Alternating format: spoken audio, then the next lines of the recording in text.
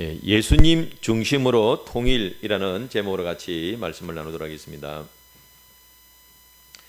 통일의 중요성은 말할 필요도 사실 없는 거죠. 우리가 통일이 안 된 가정을 무슨 집안이라 그럽니까? 콩가루 집안이라 그러죠.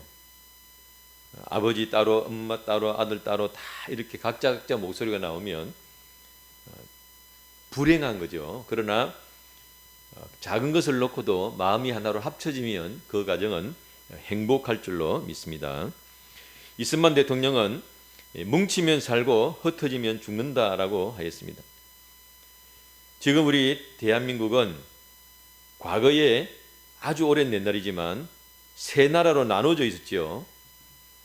그래서 늘 전쟁이 있었습니다. 그래서 서로 죽이고 살리고 그런 전쟁이 있었지만 통일이 되니까 지금 대한민국은 세계에서 가장 안전한 나라 중에 한 나라로 들어가 있습니다. 우리가 마음대로 이사를 갈 수 있고 외국을 갈 수 있고 밤에도 길을 다닐 수 있는 이런 안전한 나라가 되어 있다는 것입니다. 그것이 다 통일이 되었기 때문에 가능한 일이었습니다. 그런데 통일도 또 통일 나름입니다. 만약에 우리가 남북이 통일된다고 할 때 북한식으로 통일된다면 대한민국 사람 중에 좋아할 사람 몇 명이나 되겠습니까? 그러니까 통일도 통일 나름인 거죠. 지금 우리나라 옆에 북한이 김일성식으로 통일을 했고 중국은 공산주의로 통일을 했습니다. 그래서 그 옆에 있는 우리나라는 이루 말할 수 없는 피해를 당하고 있습니다. 우리 몸 속에 암세포가 있어요. 암세포라는 것은 자기 몸의 지시를 받지 않고 스스로 똘똘똘 뭉쳐 있는 게 암입니다. 그러니까 통일은 되어 있어 자기들끼리 통일이 되어 있는데 그것이 그 몸에는 병을 일으킨다는 것을 우리가 돌아볼 수 있습니다. 우리는 예수님 중심으로 통일을 해야 된다. 그러니까 많은 통일이 있지만 우리는 예수님 중심의 통일입니다. 세 가지를 통일을 하는데 첫 번째는 생각의 통일입니다. 생각. 두 번째는 마음의 통일이 있어야 되고요. 세 번째는 우리 삶의 통일이 이루어져야 됩니다. 생각이 같아야 돼요. 그렇죠? 서로 생각이 같아야 같은 일을 이룰 수 있는데 우리가 어떻게 하늘의 것, 땅에 사는 흙으로 만든 인간이 어떻게 거룩하신 하나님의 그 뜻을 알고 우리가 따라갈 수 있을까요? 요즘은 유튜브에 옛날에 우리가 알 수도 없는 별 희한한 것들이 다 올라오는데 우리가 일상적으로 접하기 어려운 것들 나오는데 그 중에 하나 재밌는 것이 집에서 키우는 개 있잖아요. 그 우리가 그냥 개면 그냥 멍멍 짖는다고 생각하는데요. 얘들이 생각이 다 멀쩡해요.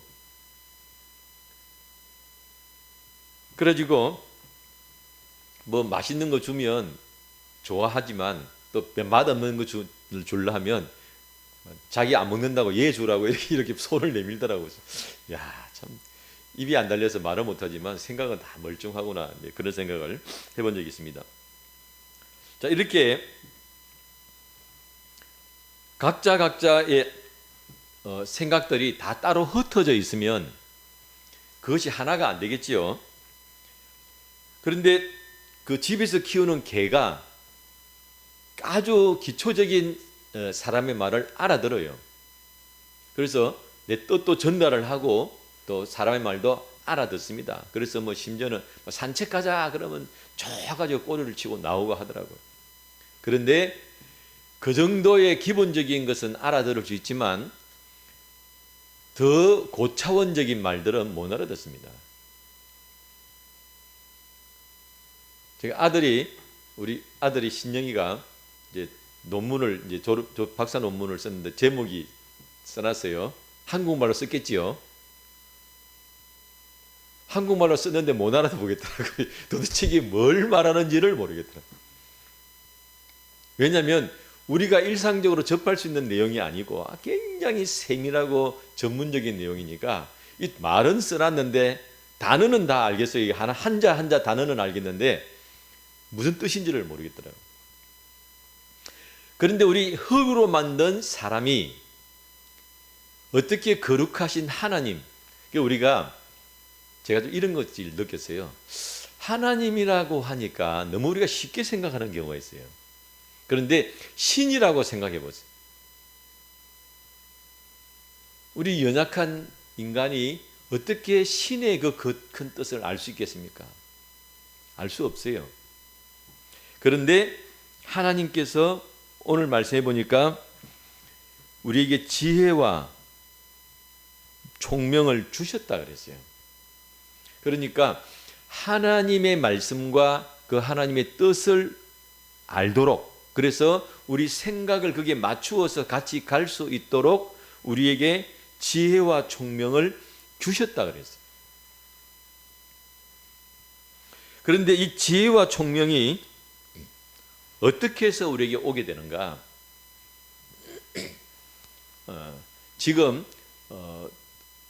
지금도 우리가 많이 이제 그 컴퓨터 쪽이 발달되어 있지만 앞으로 더 발달되는 것이 AI라고 들어보셨죠? AI, 인공지능이라고 하는데, 여러분 인공지능이라고 해가지고 아주 걔들이 막 뭘 진짜 사람처럼 생각하는 것 같지만 사실은 아닙니다. 그 인공지능이 인공적인 지능으로 판단을 할 수 있도록 사람이 거기다 데이터라 그래요. 그걸 다 입력시켜줘야 돼요. 엄청난 노력입니다.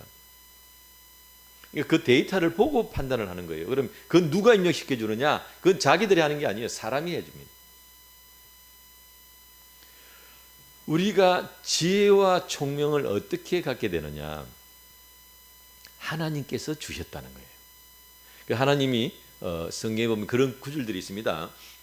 욥과 대화하시면서, 야 욥아, 니 좀 잘났다 그러는데 니 타조가 왜 그렇게 사는 줄 아냐? 알 낳아놓고 보통은 다 알을 품어야 되는데 알 그냥 팽개쳐 놓고 막 돌아다니고 그 왜 그런 줄 아냐? 내가 그 타조한테 지혜를 안 줬기 때문에 그런 거야. 이렇게 표현이 되어 있어요. 하나님께서 지혜를 주시면 그 사람이 지혜로워지고 안 주시면 안 지혜로워지는 거예요. 오늘 우리가 하나님의 뜻을 알 수 있고, 그래서 예수님의 중심으로 통일이 될 수 있는 그 이유는 무엇 때문이라고요? 주님께서 우리에게 지혜를 주셨기 때문이에요. 지혜와 총명은. 그런데 이 지혜와 총명이 어떻게 우리에게 전달이 되느냐? 아무에게나 주시느냐? 아무 이유도 없이 주시느냐? 우리가 지혜와 총명을 받을 때 동시적으로 일어나는 일이 있습니다. 동전의 양면이라 그러죠. 동전이 하나지만 앞면과 뒷면이 있듯이 지혜와 총명을 받을 때 동시에 같이 일어나야 되는 일. 그것이 바로 죄 사함입니다. 죄가 있으면 그 죄가 우리 눈을 가리고 귀를 가리고 묶어요. 사람이 내 앞에 복이 있고 내 앞에 좋은 것이 있어도 우리 눈을 딱 가려놓으면 안 보입니다. 손을 뻗으면 잡을 수 있는 거리에 있어도 눈을 가려놓으면 볼 수가 없어요. 그래서 죄가 우리의 앞을 가로막고 있어서 하나님의 놀라운 사랑과 은혜를 우리가 알 수가 없는데, 우리 죄를 사하시고, 그러니까 죄의 장막을 딱 걷으시니까 우리가 밝히 볼 수 있게 된 거예요. 그런데 또 어떻게 죄를 사하시는가 보니까 7절 읽어보겠습니다. 시작. 우리는 그리스도 안에서 그의 은혜의 풍성함을 따라 그의 피로 말미암아 속량 곧 죄 사함을 받았느니라. 우리가 어떻게 죄를 사함 받았느냐 보니까 은혜의 풍성함이다 그랬어요. 다른 말로 하면 주님께서 우리를 사랑하셔서 우리를 불쌍히 보시고 사랑하셔서 그 은혜의 풍성함이라는 것은 뭐냐면 내가 그 사랑을 받을 만한 자격이 없는, 하는 집마다 그냥 밉상 집마다 하는데, 내 같으면 그냥 막 꿀밤을 때리고 막 메초리를 때리고 심한 경우는 막 버려버리고 그러고 싶은 때인데도 그러지 아니하시고 우리를 참아주시고 기다려주시고 품어주신 그 은혜의 큰 사랑으로, 그리고 우리를 품으셔서 그 죄를 씻기시는데 예수 그리스도의 피로 죄를 다 씻어주신 거예요. 여러분, 우리 수술도 백내장 수술 같은 게 있잖아요. 어떻습니까? 뭐가 끼어가지고 안 보이잖아요. 이렇게 안 보이는 걸 싹 걷어내고 나니까 이렇게 맑았나. 그렇죠? 그 죄를 싹 걷어내시니까 우리가 지혜와 총명이 있어서 우리는 누구 중심으로 통일을 할 수 있냐면 예수님 중심으로 밝히 본다 이 말이에요. 아직도 그 지혜와 총명을 받지 못한 사람들은 이 세상이 하나님의 것이 아니고 하나님께서 창조하신 것이라 생각하지 못하고 진화가 되었다고 생각하고 죄를 지어도 두려운 줄 모르고 조금만 그 욕심에 묶여서 하나님의 고귀한 우리 형상을 그냥 망고떨어 버리고, 이게 다 어리석어서 그렇게 사는 거거든.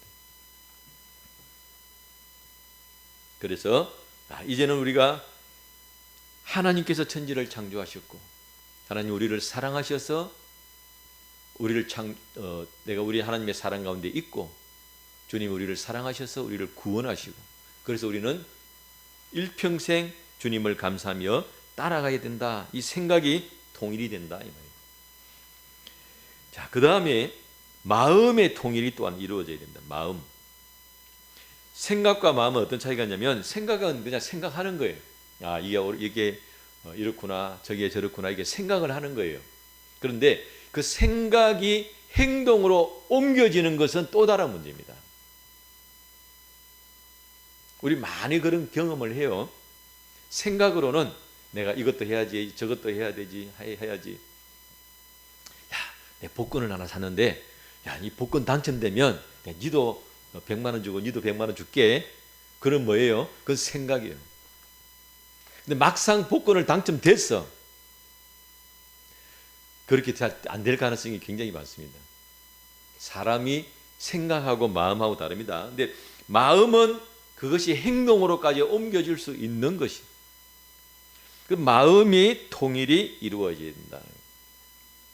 그것은 뭐냐면 예수님에 대한 철저한 믿음입니다. 믿음. 예수님을 중심으로 통일이 이루어지려면 철저한 믿음이 되어야 돼요. 그럼 믿음의 핵심이 뭐냐? 믿음의 핵심. 그럼 내가 지금 믿음을 가지고 있다 우리가 생각을 하잖아요. 그러면 그 믿음의 핵심이 뭐냐면 두 가지입니다. 두 가지. 첫 번째는 뭐냐면 창조주 하나님에 대한 믿음이에요. 하나님이 계신 것뿐만 아니고 하나님께서 천지 만물을 창조하셨다는 거예요. 주인이시다는 거죠. 두 번째는 뭐냐면 그 하나님과 나하고 무슨 관계가 있느냐는 거예요. 하나님께서 나를 사랑하시고 지키시고 보호하시고 인도하신다는 믿음입니다.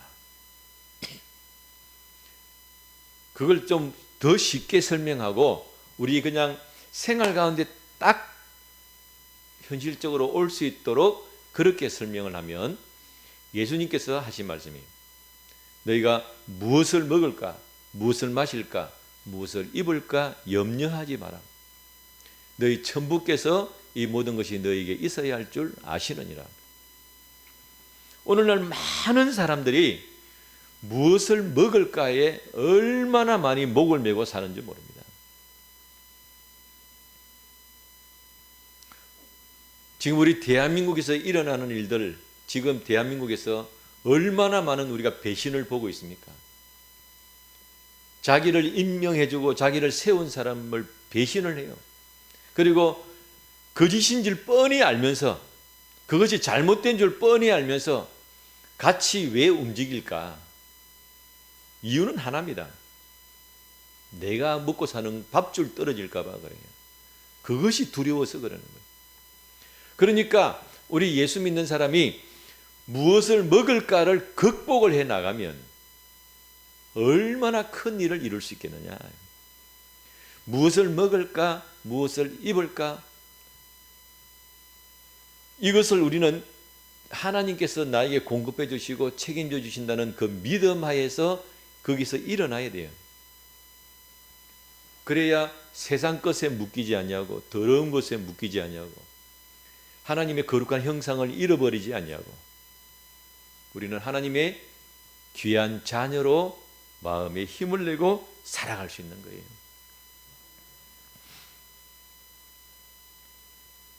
이것으로 마음이 통일돼야 됩니다.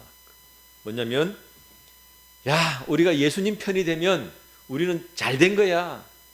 우리가 예수님 편이 되면 우리는 걱정 없어. 여러분 이 구원은 똑같이 사람들도 합니다. 그래서 사람 중심, 야 사람으로 중심을 해가지고 열심히 해, 내가 밀어줄게.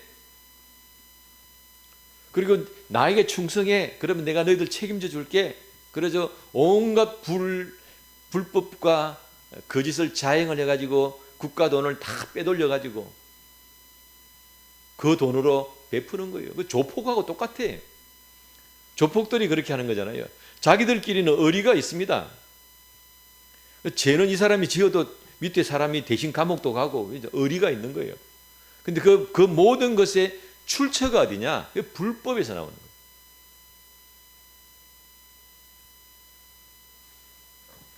자, 그런데 그렇게 하는 걸 세상에서도 그렇게 하고 있지만 우리는 그렇게 하는 것이 아니고 예수님을 믿고 따르면 하나님께서 우리를 책임지시고 인도하시고 목자 되신 예수님이 우리의 갈 길을 푸른 초장과 맑은 물로 인도하신다는 그 믿음을 우리는 가진다 이 말이에요.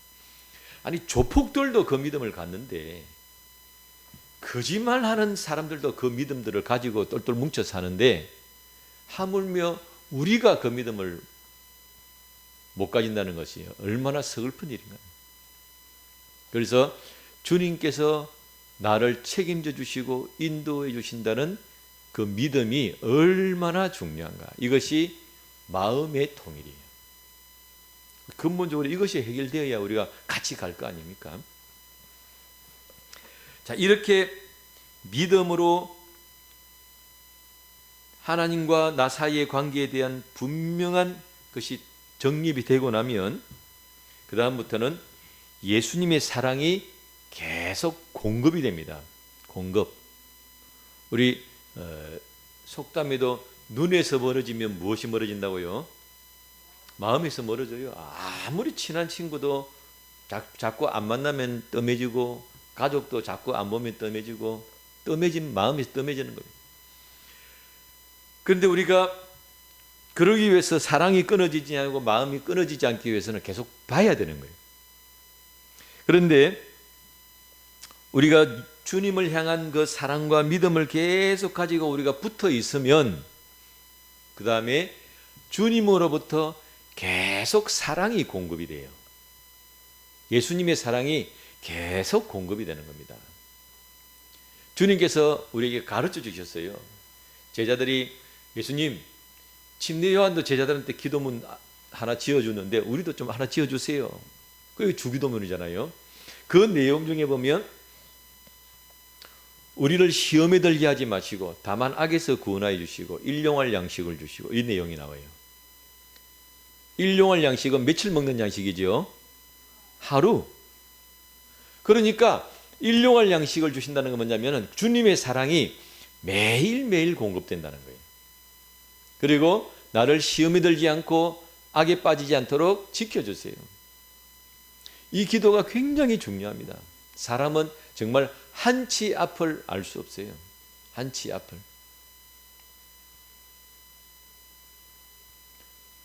그래서 우리가 생활 가운데 늘 오늘 하루는 건강하게 지나고 오늘 하루는 이상하게 없어도 내일 무슨 일이 일어날 줄 모르는데 날마다 예수님의 사랑이 공급이 되는 거예요. 예수님의 사랑이 공급이 되니까 주님이 나를 사랑하시는 것이 분명하다. 주님이 나를 사랑하시는 것은 확실하구나. 야, 나는 주님의 사랑 안에 있네. 이 마음이 분명하게 세워지니까 마음의 통일이 이루어졌어. 주님의 뜻이라면 이제는 같이 움직일 수 있는 사람이 된다, 이 말입니다. 그 다음에 생각과 통일이 되고 마음이 통일이 되면 이제 행동으로 옮겨야 된다 그랬죠. 그것이 바로 삶의 통일이 이루어집니다. 마음과 생각은 나 혼자 있는 거예요. 사람이 나 혼자서 산속에 살면 자연 때문에 뭐 배고프고 힘들고 이런 것은 있을지 몰라도 사람 때문에 속상한 일은 없잖아요. 여러분, 사람이 속 끓는 거 상당합니다.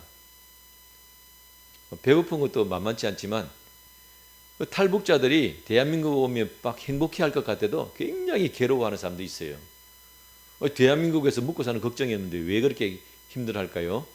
사람이 옆에서 끓는 게 만만치 않거든.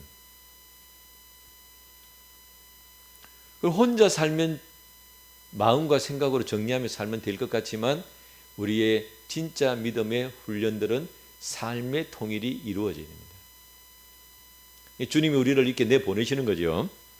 첫 번째는 네가 삶의 통일을 이루려면 네 혼자 힘으로 안 된다. 사람은 혼자 힘으로 안 돼요. 옆에서 격려해 주는 사람도 있어야 되고 박수 쳐주는 사람도 있어야 되고 또 심의 자리를 줄 사람도 있어야 되고 이렇게 같이 하는 거예요. 우리 계급요 지역에 같이 목회자들 모여가지고 기도도 하고 예배도 드리고 전도도 하는데 예수님도 선지자가 자기 고향에서는 환영받지 못한다 그랬잖아요. 그런데 늘 보는 이 바로 동네 분들에게 전도지를 돌리는 것이 쉽지는 않아요. 아예 모르는 사람들은 지나가다가 전도를 하는데 늘 보는 사람들은 쉽지는 않아요. 그런데 이제 이웃교회 목사님이 같이 오셔가지고 우리 교회 앞에서 막 같이 이렇게 전도하고 예수님 믿으세요 하니까 너무 감사하고 힘이 나더라고요. 그러니까 내 힘으로만 한계가 있는데 옆에 누가 도와주면 그것이 엄청나게 나에게 힘이 되고 용기가 되는 겁니다. 그래서 주님께서 우리를 교회로 묶으셨어요. 네가 삶의 통일을 이루려면 먼저 교회에 와야 된다. 교회. 그래서 우리를 예배 공동체로 묶어주셨습니다. 이게 1번이에요. 1번.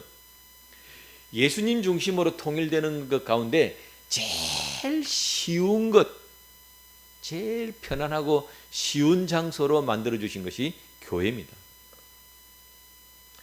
그래서 이 교회 안에서 예배드리고 교회 안에서 주님 중심의 삶을 살아서 믿음의 회복을 하라는 거예요. 상처받은 것들, 마음에 불신이 있는 것들, 나쁜 습관들 이런 것들을 다 닦아야 돼요.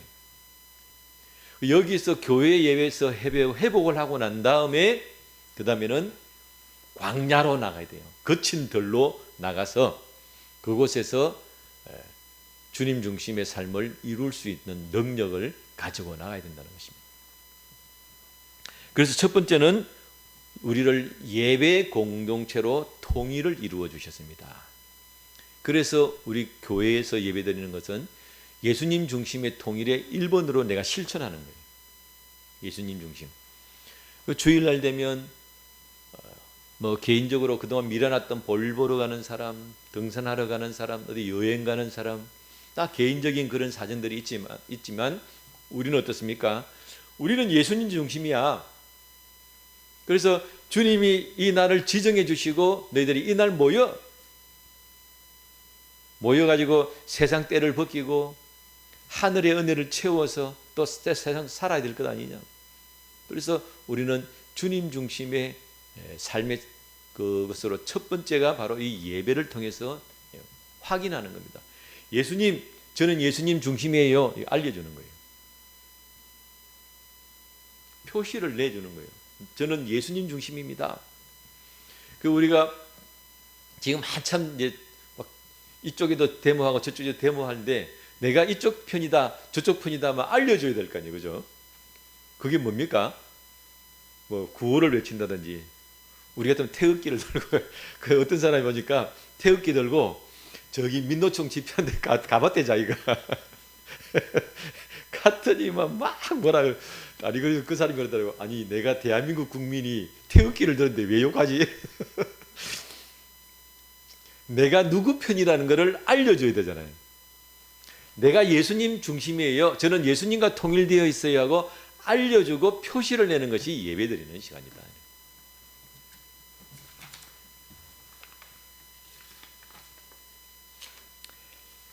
자, 그 다음에 이제 교회 예배를 통해서 하나가 되고 난 다음에는 우리가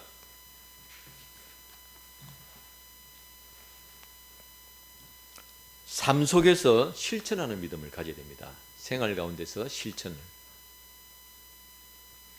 자, 그런데 생활 가운데 실천하러 우리가 교회 문 밖을 딱 나가면 세상 사람들은 예수님을 관심을 없는 사람이 태반이고, 그렇죠?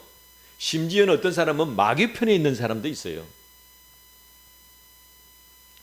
그 하나님, 거룩하신 하나님 편에 있는 사람이 아니고 아예 대놓고 우리는 마귀야, 그런 사람들이 있어요. 그런지 섞일 수가 없는 거지. 물과 기름이 섞이지 못하듯이 섞일 수가 없는 그 가운데로 우리가 나가야 된다는 거예요.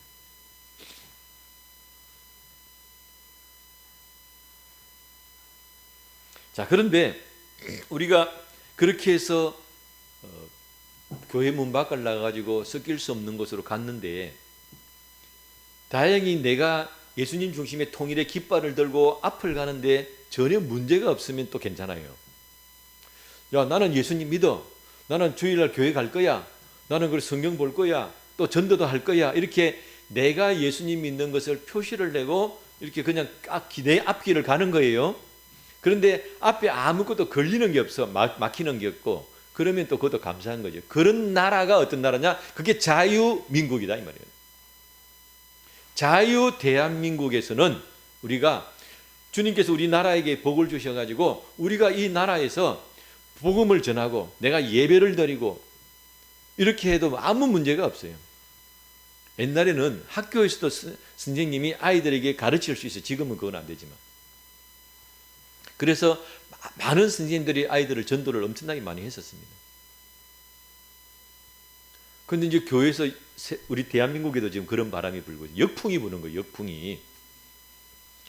아예 공산주의 국가에서는 그 자체를 할 수가 없고, 이제 대한민국에서도 그걸 못하도록 역풍이 불려고 지금 하고 있다 이 말이에요. 뭐 인권조례부터 시작해가지고 또 뭐 여러 가지 법,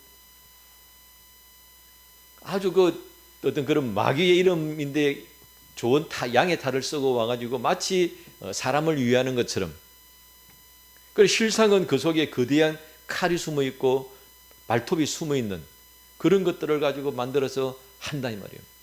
그러면 역풍이 불면 어찌 되느냐? 역풍이 불면 지금은 자유 대한민국에서 우리가 마음껏 예수님을 믿어도 교회를 가도 아무 문제가 없지만 어떤 시대가 바뀌고 시대 시류 바람의 흐름이 반대로 갈 때가 있어요. 그럼 어떡할 거예요?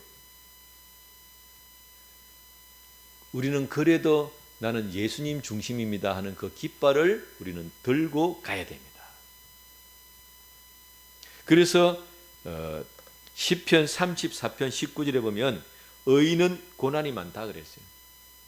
내가 하나님의 말씀대로 살고 예수님 중심의 통일의 삶을 살려면 고난도 따라올 때가 있다. 늘 오는 건 아닙니다. 고난이 따라올 때가 있다. 그래서 예수님 중심으로 살 때 마음고생을 하게 된다. 예수님 그랬죠. 애통하는 자는 복이 있나니 그랬어요. 왜 애통을 하겠습니까? 직장 못 다닌다고 애통하는 걸 가지고 말씀하시는 거였어요. 내가 몸이 아프다고 애통하는 것을 가지고 말씀하시겠어요? 주님의 뜻대로 살려고 하는데, 주님의 뜻을 이루고 살려고 하는데 온 세상의 거짓과 거짓으로 난무하기 때문에 그런 것을 보면서 애통하는 걸 이야기하는 거예요.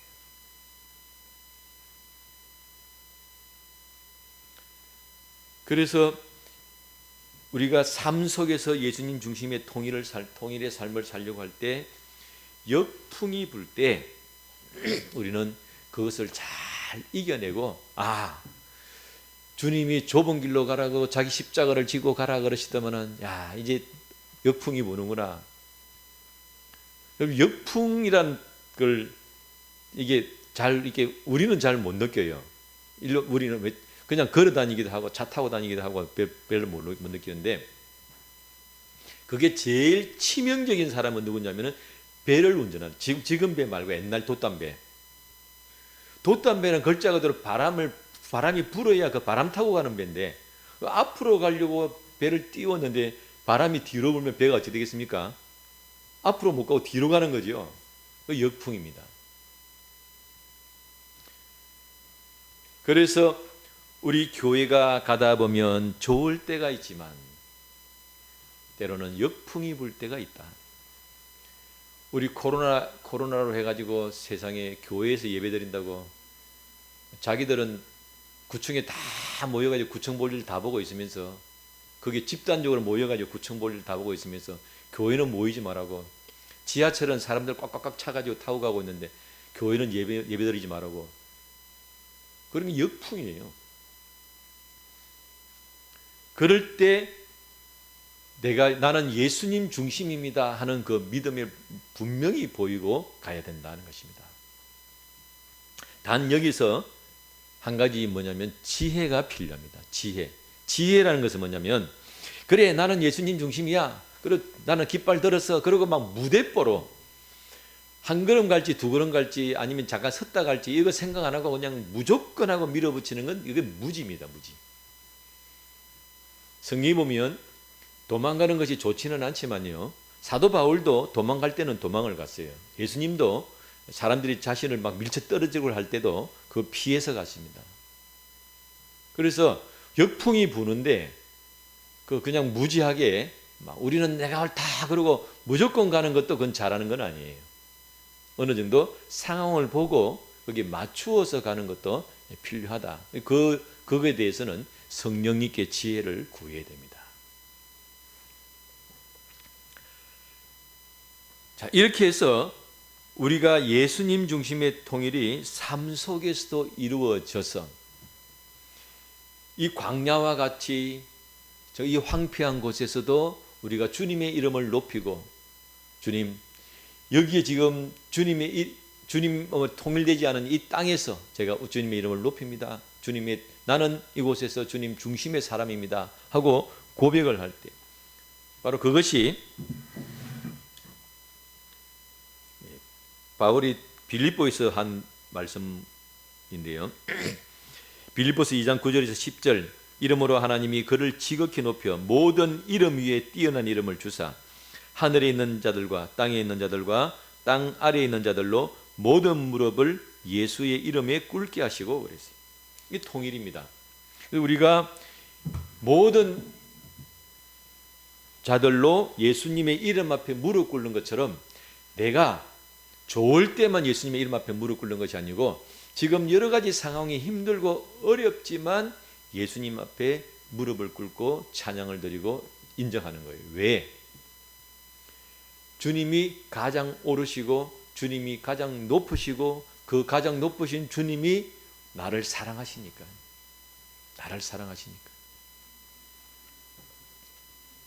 자, 그렇게 해서 우리가 이 땅에서 통일을 위해서 애쓰고 생활 속에서 고분분투하고 있으면 마지막 진짜 통일이 완성이 될 날이 옵니다.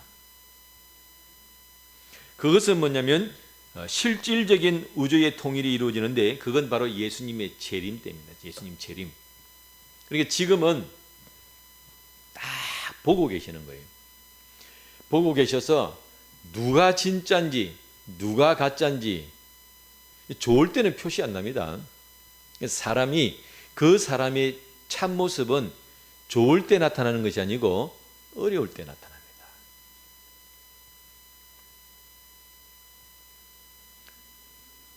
요즘 김문수 장관이 아주 인기가 많이 올라갔지요. 왜 그렇습니까? 일관성이 있어요. 이분은 일관성이 있어. 막 보통 사람들이 그냥 좋을 때는 좋다가 막 입했다가 불리하면 뭐 딴소리하고 뭐 침묵하고 이런데, 이분은 그냥 처음 할 때부터 말할 때부터 지금까지 같은 말을 쭉 하고 있습니다. 그러니까 사람들이 다시 보게 되는 거지. 그래서 주님께서 딱 보고 계셔요.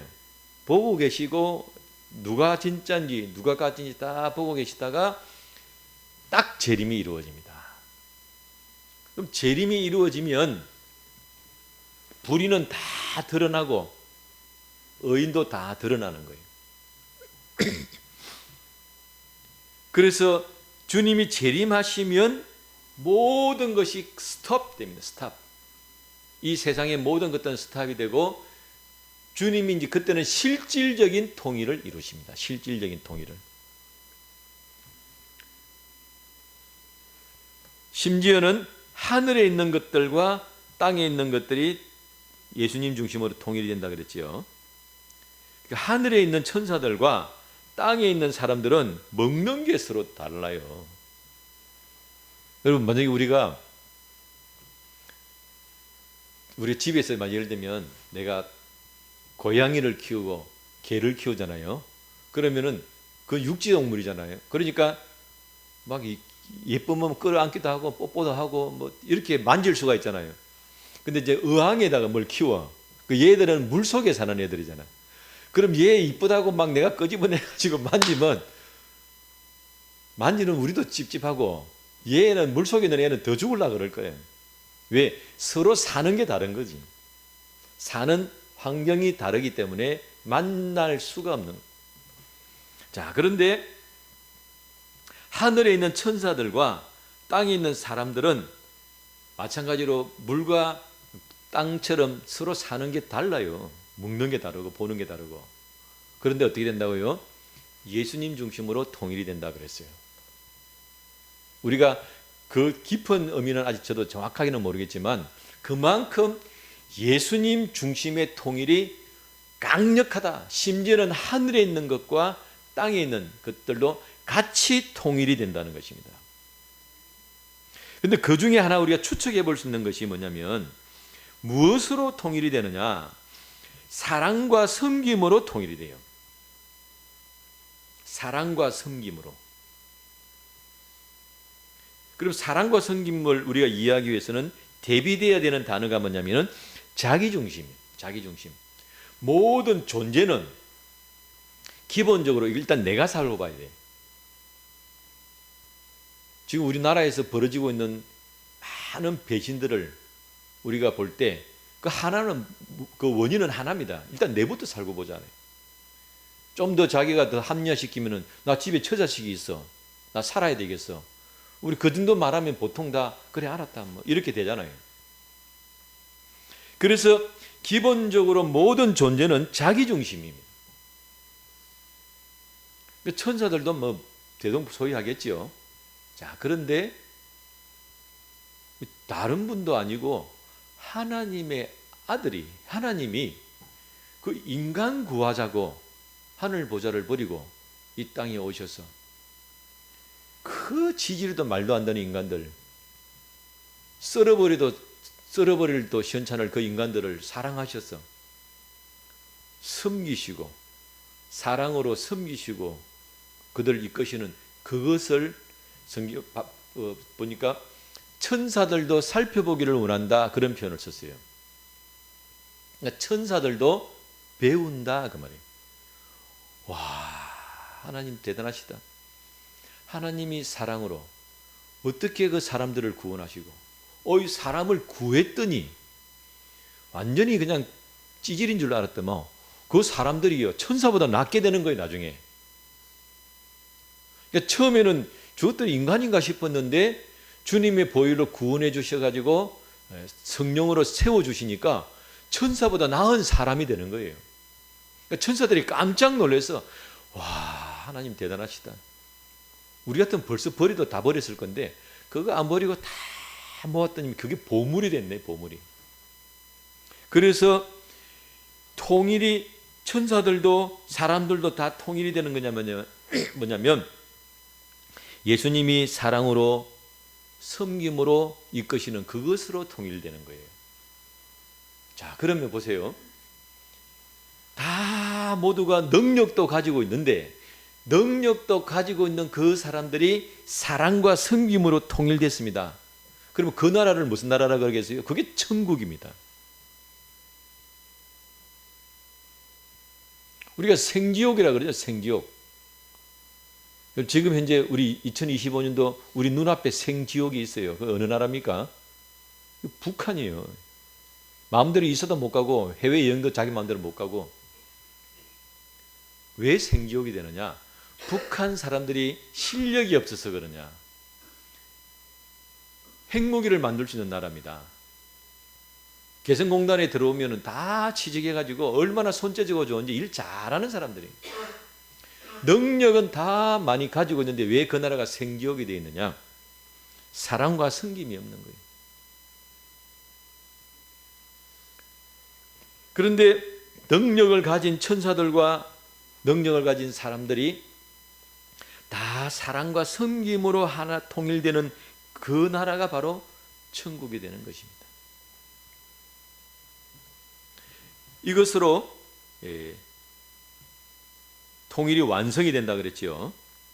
그것을 다시 간단한 도표로 결론을 내리면 제일 먼저는 하나님의 사랑이 공급이 됩니다. 그 하나님의 사랑으로 세상을 만드시고 사랑으로 사람을 만드시고 하나님의 형상으로 만드시고 사랑이 공급이 됐어요. 그 공급은 어디까지 가느냐? 사람이 타락하고 범죄하고 하나님을 욕하고 하나님을 떠났는데도 하나님의 사랑은 계속 공급이 됩니다. 그래서 공급이 되니까 그 사람이 하나님의 사랑 앞에 이제 제정신이 들은 거죠. 그동안 막 그냥 엉뚱한 데 따라가고 있다가 이제 제정신이 들어가 정신을 차렸어요. 그게 믿음입니다. 그래서 우리가 야, 하나님은 우리를 이렇게 사랑하시는데 그럼 믿음으로 내가 서야지. 이게 징검다리입니다. 징검다리라는 건 뭡니까? 다리가 쭉 연결되어 있는 게 아니에요. 다리가 쭉 연결되어 있으면 눈에 보이니까 그냥 그 다리를 따라가면 되지만 징검다리라는 것은 여기에 다리가 하나 있고 그 다음에 저 앞에 다리가 하나 있고 그 사이는 비어 있습니다. 비어 있기 때문에 야, 내가 빠지면 어떡하지? 안 되면 어떡하지? 미래에 대한 불안, 염려와 근심이 있어요. 그런데 우리는 그 염려와 근심, 무엇을 먹을까, 무엇을 마실까, 무엇을 입을까 하는 그 두려움을 믿음으로 뛰어넘는 겁니다. 뛰어넘어서 발을 보이지 않는데 다음 돌이 안 보이는 거예요. 안 보이지만 말씀을 의지하여 발을 내밀었더니 거기에 다리가 있어요. 단지 그 눈앞을 가리고 있었을 뿐인 거예요.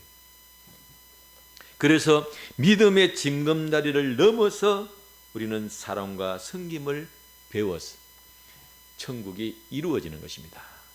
그래서 우리가 통일도 통일 나름이라 그랬어요.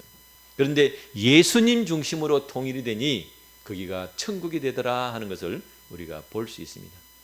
오늘 우리가 이 말씀을 잘 붙들고 이제 우리가 할 일은 뭐냐? 예수님 중심의 통일의 깃발을 우리는 들어야 될 줄로 믿습니다. 기도하겠습니다. 거룩하신 아버지 하나님, 귀한 은혜 감사합니다. 먼저 우리를 사랑하셔서 크신 은혜를 베풀어 주시고 길이 참으시고 사랑을 공급하여 주셨습니다. 이제 드디어 우리가 주님의 사랑에 눈을 뜨게 하시고 주님을 바라볼 수 있도록 이끌어 주시니 감사합니다. 이제 우리가 주님을 온전히 믿기를 기도합니다. 염려의 바람이 불고 낙심의 바람이 불고 불신의 바람이 불어도 우리는 이것을 이겨내고 다음 징검다리를 밟을 수 있는 믿음의 결단과 도전을 가지고 나아가기를 기도하며 그리하여 주님의 사랑을, 주님의 은혜를, 주님의 섬김을 더 배우는 귀한 성도가 되기를 결단하며 기도합니다. 오늘도 날마다 우리에게 공급하시는 그 사랑이 생활 속에서 이루어지며 그 사랑을 먹고 우리의 영혼이 자라기를 기도합니다. 그리하여 온전한 주님 중심의 통일의 삶을 이룰 수 있는 능력자들이 될 수 있도록 인도하여 주옵소서. 예수님의 이름으로 기도드리옵나이다. 아멘.